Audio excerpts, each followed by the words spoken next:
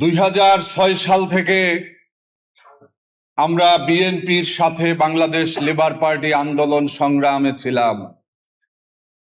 আমাদের সেই 4 দলীয় জোটের পরে আমাদের শীর্ষ নেতাদের মধ্যে নিজামী ভাইকে ফাঁসি দেওয়া হয়েছে, বেগম খালেদা জিয়াকে গ্রেপ্তার করে বিনা চিকিৎসায় হত্যা করা হয়েছে এবং আমি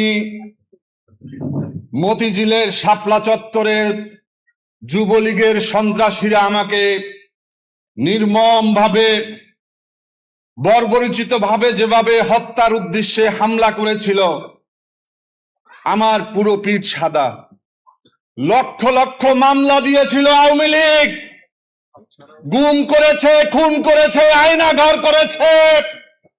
তারপরেও আজকে বিএনপি ক্ষমতায় যাওয়ার পরে যেই চেহারা জাতির সামনে উন্মোচিত করছে, আজকে ঘৃণা লাগে, লজ্জা লাগে।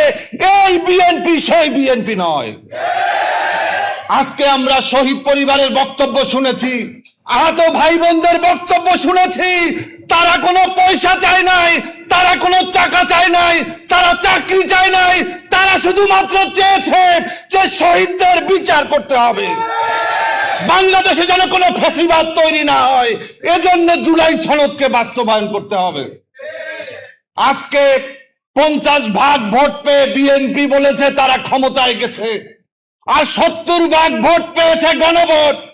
আজকে বিএনপি যদি 70% ভোট যদি মেনে না নেয়, আমরা 50% ভোটকেও মেনে নেব না, আমরা এই সরকারকে মেনে নেব না। রাজপথে সমাধান হবে। আপনারা সবাই থাকবেন তো ইনশাআল্লাহ? আন্দোলনের মাধ্যমে আমরা জুলাই সনদকে বাস্তবায়ন করে ছাড়বো ইনশাআল্লাহ।